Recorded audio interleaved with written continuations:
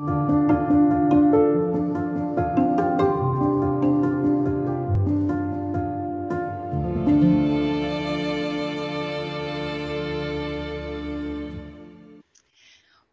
seja muito bem-vindo aqui conosco. Nós estamos aqui nesse canal do YouTube especialmente para falar sobre assuntos relativos à integração fé-ensino e ao núcleo de estudo das origens. Esperamos que você se sinta muito bem aqui entre nós. E nesse instante, nós gostaríamos de apresentar uma pessoa muito especial que está aqui conosco, professor Roberto Azevedo. Eu gostaria de apresentá-lo para que você o conhecesse um pouco melhor.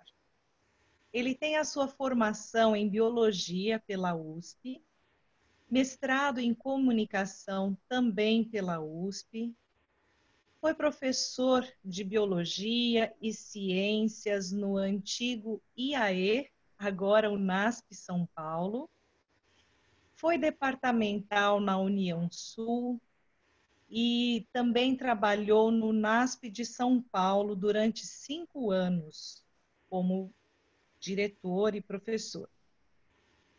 Foi diretor aqui no UNASP de Engenheiro Coelho, trabalhou também na divisão sul-americana no Departamento de Educação e, por fim, durante 3 anos na pós-graduação. Agradecemos, professor, muitíssimo a sua presença aqui conosco e esperamos ter bons momentos. Esperamos ter bons momentos aqui de estudo da Palavra de Deus. E agora, antes de abrir a Palavra de Deus, nós vamos fazer uma oração e invocar a presença do Espírito de Deus entre nós. Feche seus olhos, então, porque vamos orar. Pai eterno, te agradecemos muito a oportunidade que temos de abrir a tua palavra e compreendermos um pouco mais aquilo que o Senhor tão bondosamente nos revelou.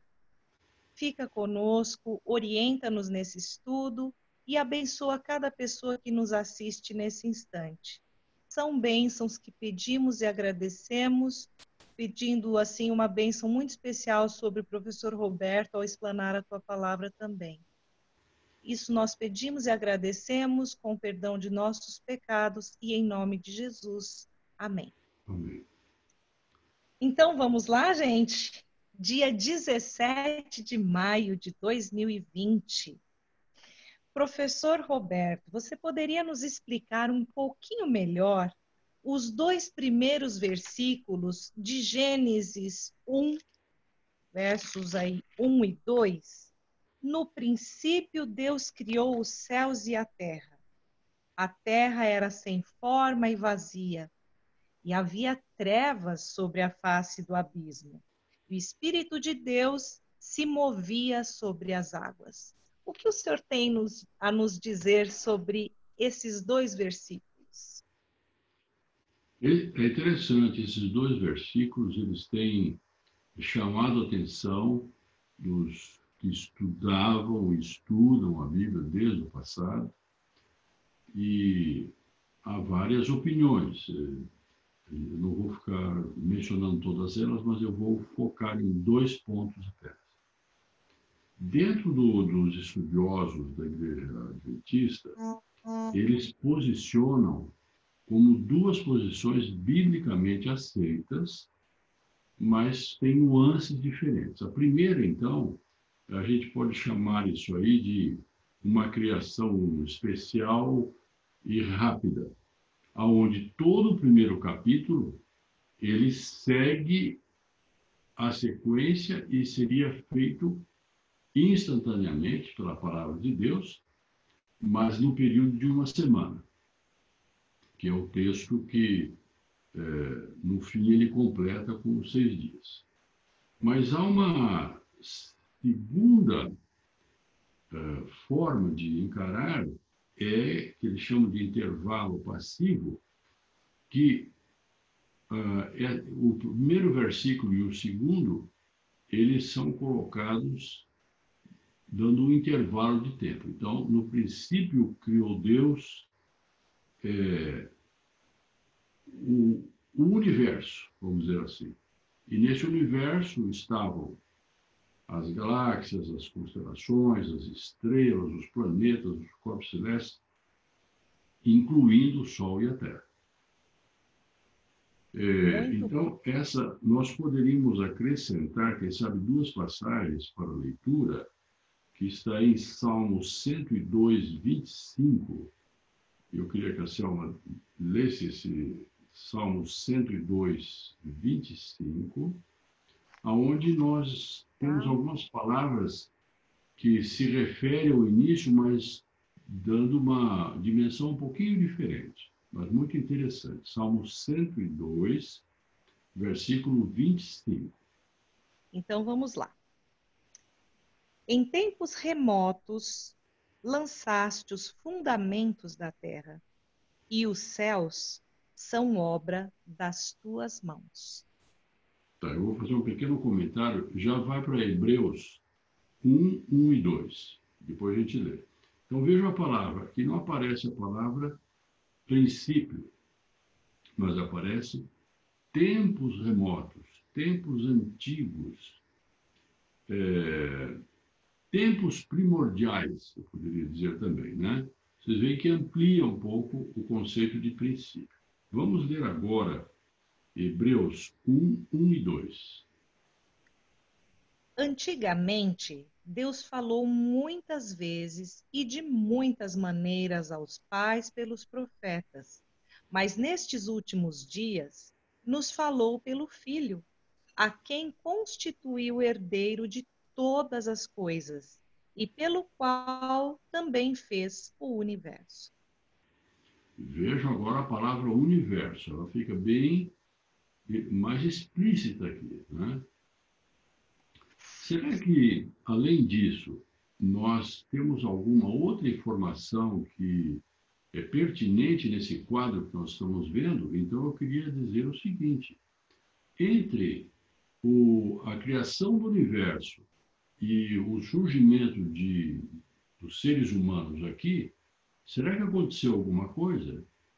Que eventos nós temos? Eu selecionei 3 eventos para a gente pensar. Esses 3 são revelados. O primeiro evento é a criação dos anjos e Lúcifer. Quanto tempo demorou isso? Foi instantâneo? Quantos anjos foram criados? Como é que eles se estabeleceram? Onde eles viviam? Nos céus, diz, né? Mas houve, então, esse período. Depois desse período, houve a criação de outros mundos com seres inteligentes. Pergunta: quantos mundos? Eu vou ler um trechinho do livro Santificação para vocês terem uma ideia, que diz assim: Deus não depende do homem para adorá-lo. Ele poderia ordenar as constelações lá dos céus aos milhões de mundos, presta atenção, aos milhões de mundos do alto, que elevassem um cântico e honra e louvor, e glória ao seu nome. Santificação, página 85. Será que existem realmente milhões de mundos inteligentes? Se existem ou milhares, quanto tempo levou para criar? 1 semana cada um? Só para a gente pensar. E, finalmente, nós temos o terceiro evento que é marcante, que nós já ouvimos falar tantas vezes, é o grande conflito. Então, Satanás agora vai começar a apresentar uma nova situação completamente desconhecida da perfeição que havia, e ele se torna, então, gradativamente um rebelde, um grande rebelde. E essa rebelião, ela também se dá em 2 níveis. Primeiro, junto aos anjos, e depois junto aos outros mundos. Quantos, né? Milhares, milhões, não sei. Mas são muitos. Quanto tempo demorou essa atuação? Só uma frase. Deus suportou longamente a Lúcifer. Patriarca de Profetas, página 19. Longamente é quanto tempo? Só para Fantástico. vocês verem, então, que nesse processo nós estamos assim mais voltados para a ideia desse intervalo. Antes, aí vai aparecer em seguida, né? Primeiro dia, segundo, até o sétimo dia, semanal de 24 horas. Mas, aparentemente, existe, então, um intervalo entre os dois eventos. Muito bom, professor. Me veio aqui uma questão para a gente tratar nesse momento também. Eu queria que o senhor comparasse as duas ideias opostas sobre a criação inteligente em contraste com o acaso. O que o senhor tem a nos dizer sobre esse Ok. assunto? Veja bem, só também fazendo uma introdução. Satanás opera nos laboratórios da natureza. Então, ele opera nisso, trazendo confusão, deformação, e aí está no mundo mergulhado nisso aí. Tá? O mundo hoje não é perfeito como foi no Éden. Muito bem, então vamos lá a essa questão. Deus é o autor, é o criador, ele é poderoso, ele é inteligente, ele é capaz.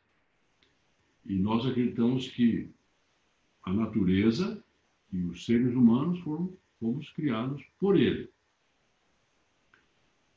Vejam o oposto. O que é esse acaso? O acaso, primeiro, para mim, é uma forma escapista de não explicar nada, né?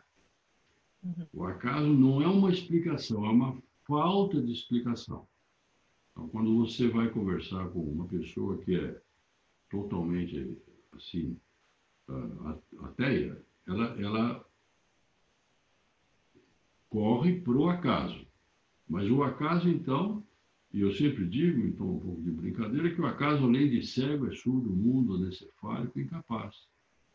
Opõe as duas ideias. Tem inteligência no universo ou não tem? O universo é inteligível ou não é? Ele é inteligível, por isso que a gente descobre as coisas. Existe causa e efeito. Né? Então, essas duas premissas separam os dois grupos. Né? Perfeito. E, professor, o senhor poderia nos falar um pouquinho sobre as evidências em relação à origem da vida, a criação planejada ou a questão da geração espontânea, que é tão divulgada, né? Perfeitamente. Olha, isso aqui é outro ponto totalmente divergente das duas ideias, né, do Criador e o oposto. A, a origem da vida foi minuciosamente planejada. Se a gente toma especialmente os seres vivos, mas mesmo os minerais, tudo, eles são rigorosamente planejados. Então, há uma inteligência, há um artífice, há uma mente engenhosa por trás de tudo isso, e é belamente colorido. É um mundo belo. É claro que, como eu mencionei, ele está transtornado pela ação do mal, mas ele é belo, ele é inteligível, ele é muito interessante e é o motor da ciência. E a geração espontânea? Geração espontânea, ela é uma explicação falsa. Por quê? Esse era um mito lá da Idade Média, e ele imaginava que as coisas surgiam espontaneamente. Mas era um desconhecimento da realidade. Não existe geração espontânea. Vocês podem perguntar para qualquer um. Eu assisti muitos congressos sobre esse assunto, e inclusive lá na USP, e eu falei, poxa, depois de 150 anos vai continuar. Até agora não descobriu nada. Lembre-se, Pasteur, que era criacionista, pelo seu experimento, ele golpeou mortalmente, isso os evolucionistas falam, mortalmente a geração espontânea. Então, esse aqui é um problema que não tem evidência alguma, mas se você pegar um livro de biologia, ele vai dedicar 70% a 80% da sua argumentação com a geração espontânea, que é falsa e não provada, e dá 20%, 30% de espaço para o Pasteur. Então, isso é uma incoerência. E ela é ensinada como verdade, mas é falsa. Interessantíssimo. Muitos, professor, dizem que, bom, Deus criou o universo e tudo, mas o homem já são outros 500. O homem teve a sua origem evolutiva, ou de outra forma qualquer. Hoje há tantas crenças, né? As pessoas se apegam a tantas crenças. O que o senhor pode nos dizer a respeito da origem do homem? Então, novamente, nós temos aqui uma diferença abissal, vamos dizer assim. O que nós temos de informação, e eu quero dizer que essa informação, ela realmente é uma informação extraordinária, ela é sobrenatural, mas nós temos informação. E a informação que nós temos é a seguinte: Deus criou o homem à sua imagem, esse primeiro homem, essa primeira mulher, geraram todos os descendentes que nós temos até agora. Quando chega em Noé, né, temos uma outra situação, são ali 8 pessoas, mas de Adão e Eva todos descendem. O relato do Gênesis é um relato preciso, ele não é assim, qualquer coisa, ele é específico. Fulano de tal viveu tantos anos, gerou filhos e filhas, gerou um filho que é o fulano de tal, viveu um período específico de vida, ele é cronológico e específico. Adão também, se nós formos examinar o texto, do Gênesis, havia gigantes, ele era um gigante. Ele e os antediluvianos, então ele tinha o dobro da altura de um homem alto. E os antediluvianos também. A sua energia vital era 20 vezes superior a um homem saudável de hoje, para ver o potencial de Adão. Eva, Incrível, a mãe, né? Nossa. né? E Eva era a nossa mãe, né? Uhum. E ela era bela, simétrica, lindíssima. E desse casal, todos nós descendemos. Evolução. Eu quero dizer que o ramo do processo evolutivo, da sequência evolutiva mais estudado do mundo é exatamente o ramo hominídeo, onde abrange os símios e o ser humano. É o mais estudado. Só que nos últimos 155, 160 anos agora praticamente, o que tem de concreto nessa história? Ela sempre começa com um ser de cérebro pequeno, 200, 300, né, a capacidade cúbica, centímetros cúbicos, e chega até o homem atual com 1.450, 1.500 centímetros cúbicos. De todos esses fósseis, 7 eles foram descartados. Quando eu estudei, havia vários lá que eram a base, o tronco inicial, foram todos descartados. Sobraram aí 24 outros, e desses 24 que sobraram, eles são, em geral, duvidosos, quer pela ausência de ossos adequados para fazer uma análise correta, coerente, quer por serem incompletos ou questionáveis e assim por diante. O que sobra? Então, 31 estão nessa posição, questionados, problemáticos e tal. e 3 são realmente humanos, que é o Neandertal, da Alemanha, o Cro-Magnon francês e o Idaltu, da Etiópia. Todos os 3 têm uma característica preocupante para a evolução. Eles têm a capacidade craniana maior que o homem moderno. Quer dizer, eles estariam no futuro e não no passado. Isso é uma complicação, né, para a evolução. E eu vou dar rapidamente 3 exemplos. Piltdown, nos 31. Piltdown, fraude, né? Montaram lá um esquema, enterraram, descobriram, etc. Uma fraude que durou 40 e tantos anos. Não vou entrar em detalhes. O Homo habilis, que é habilis, habilidoso, né? Homem habilidoso, é o que começou a desenvolver esses aspectos, né, de manipulação das coisas, etc. Por outra pessoa, o meu professor, ele dizia assim, ó, ele é um Australopithecus, ele não é humano.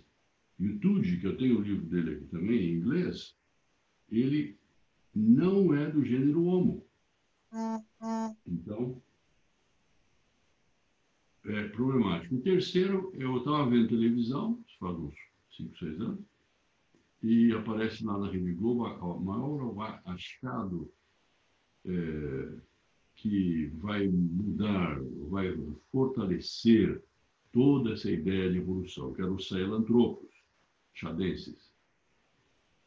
Quando eu vi, eu olhei assim o que estava sendo apresentado, eu falei, ó, é um crânio de gorila fêmea. E não deu Uau! outra. 24 horas depois, lá a Senut, lá da França, ela falou, isso aí é fêmea de gorila. Então, veja bem, Nossa! e isso complica, porque a fêmea de gorila, ela tem traços, assim, mais humanos. E os machos, mais abrutalhados. É Aham. característica de macaco, de símio. Então, do jeito que a evolução está explicando, essa fêmea seria quase humana e o macho, separadamente, era outra espécie, mais simiesca, mais abrutalhada e mais macaco, separando Que coisa, o hein? mesmo casal em 2 grupos separados. Incrível. O que dá risada, Professor, né? incrível, né? Professor, fala um pouquinho para a gente, rapidamente, aí sobre a teoria da evolução de Darwin. Eu acredito que em algumas escolas isso é tão apregoado como sendo a última verdade, né? A única verdade, e as pessoas acabam captando essas ideias e acreditando nelas, né? E depois trazem isso ou transpõem isso para outras áreas da vida, enfim. O senhor pode falar um pouquinho para nós?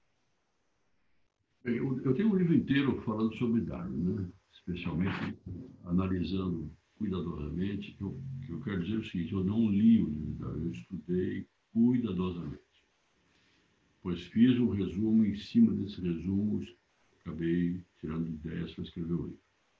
Qual é o problema de Darwin? Eu vou começar pelo título completo do livro, porque geralmente a gente só fala a origem das espécies, mas se você pegar o original, é a origem das espécies, preste bem atenção agora, através da seleção natural e das raças favorecidas na luta pela vida. Então, as 2 ideias-chave do livro é seleção natural, que faz criar novas espécies, e a luta das raças, palavra de Darwin, lutando entre si pela vida.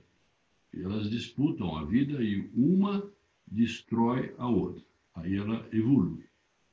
Bom, que exemplos? Então, eu imaginei no começo, né? Bom, deve ter 50 exemplos lá de seleção natural. Aham. Quando você examina o livro, você fica surpreendido. Só tem um exemplo de seleção natural. Só um, que não são os tentilhões de Darwin. Olha só. E qual é? É o quagga. Quando eu falo isso, ninguém ouviu falar. O quagga era uma espécie de zebra que depois desapareceu e existia só em museus. Hoje só existe em museus. Só que houve pesquisadores depois, né, no século, metade para frente do século passado, que examinaram o DNA do quagga. E o DNA do quagga é exatamente o DNA de uma zebra, é só uma variante da zebra, não é outra espécie. E quais os outros exemplos que ele deu? Eu vou citar mais dois só, tem outros. Dois. Um urso que se transformou em baleia. Como é que ele se transformou? Foi mordendo um peixe aqui, um pedaço de pau lá, um negócio tal, ele foi crescendo, crescendo e se transformou numa baleia. Veja, uma ideia totalmente imaginária. Agora estão falando que não foi baleia, foi hipopótamo. Dá a mesma coisa, isso não é explicação, isso é uma invenção, é uma imaginação. E o outro exemplo que eu tenho é de o surgimento do morcego através do lêmur. O lêmur ele parece, assim, tem um lêmur voador, tem esse negócio todo. Ele parece, assim, um pouco um símio, mas ele não é. Então, ele batendo os braços, tal, foi criando abas e se tornou um morcego. Eu tive uma discussão uma vez com um grupo aí de céticos evolucionistas, e eles falaram assim, não. A teoria mais moderna é que foi o rato que ficava batendo o bracinho, criando asas e voando, e se tornando um morcego. Piada, né? Então não tem, assim não tem. O problema do Darwin é o seguinte, qual era a questão? Ele e os evolucionistas confundem variabilidade que existe, variabilidade, com mudanças alternativas que dão nova espécie. Nunca as variações até agora conhecidas originam uma nova espécie. Não existe isso. Então, depois eu vou dar mais um detalhezinho. O que nós temos, então? A variabilidade é inerente aos seres humanos. Ela é divina. Não existe um ser igual ao outro, nem um homem igual ao outro, nem uma árvore igual a outra, nem uma folha igual a outra, nem uma célula igual a outra. É tudo diferente. E isso é extraordinário, né? Muito. E, veja bem, eu vou dar dois exemplos aqui. Seleção, existem 341 raças de cães e 39 de espécies de lobo. Veja a palavra que eu estou usando, raça e espécie. Então, nós teríamos espécies totalmente diferentes do cão. Só que cão e lobo se cruzam, dão descendentes férteis. É só uma espécie, não são 2 ou 50 ou 350. Não são. Se você pega os bovinos, a mesma coisa. Tem 12 que são selvagens, mas tem 1.000 raças de bois. Se vocês forem ver maçã, 10.000 variedades de maçã, 40.000 variedades de arroz, 8.000 variedades de batata, assim, variedade. Nunca uma batata deu abóbora. Não existe nenhuma evidência de que a seleção natural forme um novo ser. E como que era a transformação? E aqui vem um caso complicado para o Darwin. E os professores que estão me assistindo podem até inicialmente discordar, mas eu vou procurar no livro e ler. É assim, o principal agente da formação de novas estruturas e órgãos é o uso do órgão. Bateu o braço, criou asa. Andou, criou pé humano. Veja bem, uso. Ou desuso, que é órgão vestigial, que hoje é uma ideia abandonada, porque é só ignorância sobre, por exemplo, o timo, pituitária, e assim por diante, era tudo óleo essencial, podia tirar fora que não tinha efeito. Claro que tem. O que faltou? Estudar função. Vai estudar a função. Se tem, claro que tem função. Não existe órgão, né, desprestigiado. E nunca ninguém conseguiu demonstrar que através de pequenas mudanças, que na realidade não são variedades de uma espécie, nós temos outra. Até agora, isso não foi possível detectar. Fantástico. Eu ficava aqui pensando, enquanto o senhor falava, professor, na maravilha que temos em relação às verdades bíblicas, né? A Sim, bondade de Deus em não nos deixar enganados, sim, tateando no escuro, né? Como sim. alguém que procura algo e não consegue encontrar. Deixa eu só. Mas Tá. Deus, pode falar. Eu só quero acrescentar mais dois itens, agora especificamente do Darwin. O Darwin tinha uma Ok. mente muito imaginativa, e eu vou dar dois exemplos que ele se complicou aqui. Ele falou assim: olha, nós temos entre uma espécie e outra, essas formas intermediárias, elas são milhares, milhões de formas intermediárias, que ele chamou de elos ligando, né, todo esse processo, a grande Aham. árvore de Darwin. E ele falou que esse número era tão grande que ele era incontável. Quantos exemplos ele apresentou? Ele mesmo fala, nenhum. Então, veja bem, eu não tenho nenhum exemplo, e aqui eu quero falar sobre a mente de Darwin, que a gente tem que analisar certos aspectos dela. Ele imaginava um negócio, pensava que era um fato demonstrado, acreditava nele e era o oposto ao que ele tinha observado. Eu vou dar um segundo exemplo. Darwin disse que os fósseis, por causa da teoria dele, que era de milhões de anos, os fósseis eram raros e poucos, mas ele sabia que eram muitos. Mas por que ele falou isso? Porque ele achava que era o que está acontecendo hoje aconteceu no passado. Hoje não se forma fósseis, então os fósseis são muito poucos. E ele é exatamente o oposto. Nós temos bilhões de trilhões de fósseis e alguns extremamente bem conservados. Então, essas ideias de Darwin, elas são imaginárias, sem comprovação científica. Olha, que interessante, né? Professor, a lição de hoje, ela traz alguns aspectos de que Deus é desde o princípio, e ele é o alfa, ele é o ômega, é o princípio, é o fim.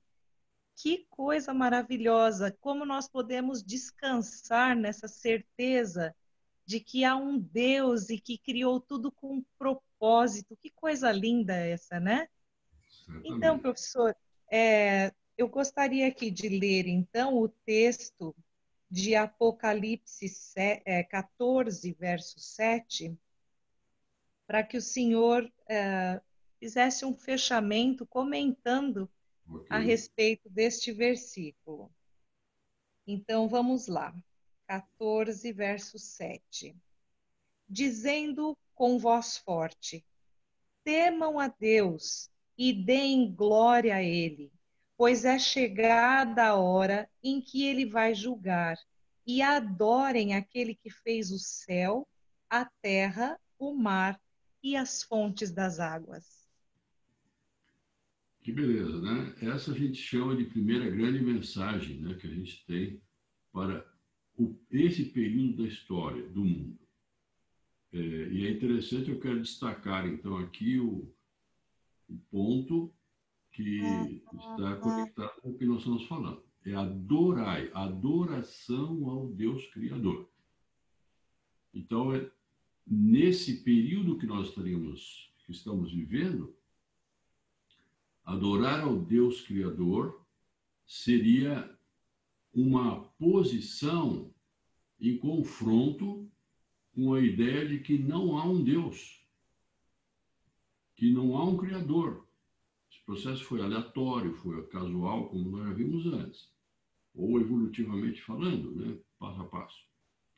Não. Há um Deus Criador, nós cremos nele, e esse versículo, ele rebate, ele faz a gente retornar.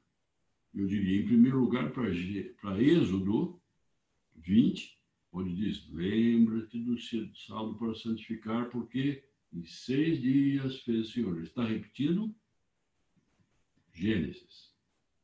Então, Gênesis fala do Criador, especifica a semana como um marco no tempo. Pergunte para um evolucionista por que a semana tem 7 dias e não 10 ou 5.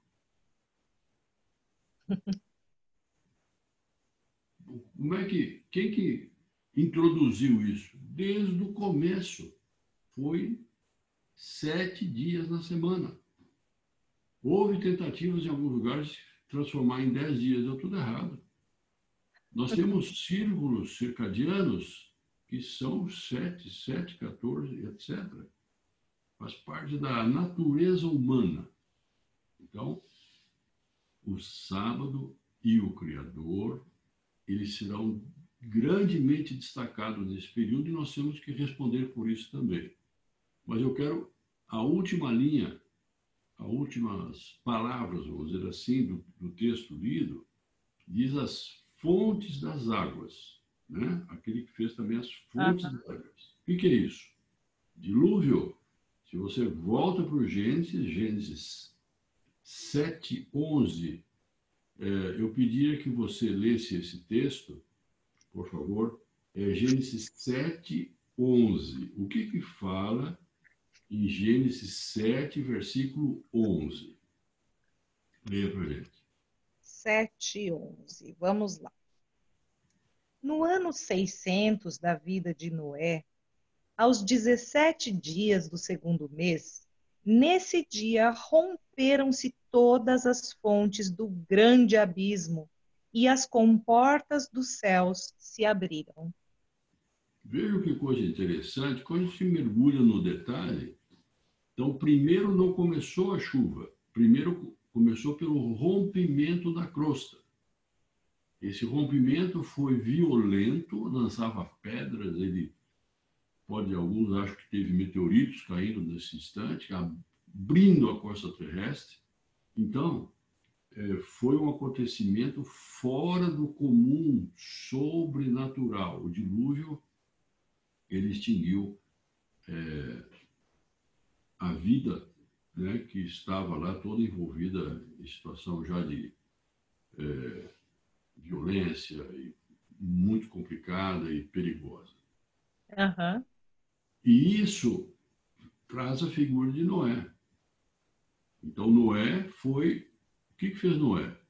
Ele falou, minha gente, vai acontecer um desastre lá na frente. Preparem-se para o desastre. Vai chover. Não acreditavam, céticos, né? Não. Aí deu no que deu.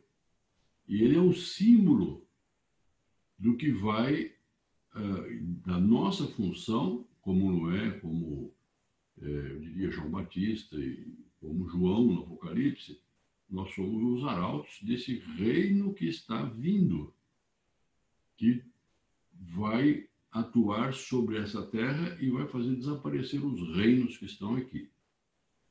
E o mal, depois, né, de um certo tempo, não vou entrar em detalhes, mas é uma situação de crise mundial, assim como foi a crise mundial com Noé. Eu vou concluir dizendo o seguinte, olha, nós vamos chamar a atenção do mundo pelas nossas posições referentes ao Criador, à criação, e a nossa postura em relação ao relato histórico bíblico. A Bíblia é um livro histórico, ele dá informação concreta. Ele não fala assim, olha, foi um negócio aqui que não sei aonde que, né, aconteceu, não. é concreto, são nome de pessoas, dados, informação. Um bom ateu arqueólogo vai procurar na Bíblia para ver a arqueologia. Isso aí é regra, né? Por quê? É um livro fidedigno, né? Sim. Não é um livro científico, mas nós cremos que ele está aí à nossa disposição exatamente para nós estudarmos a natureza e sermos também aqueles que, se apresentar as oportunidades, se houver uma discussão sobre o tema, nós temos que saber explicar isso para as pessoas, se elas perguntarem. Então, como é que nós vamos responder essas questões?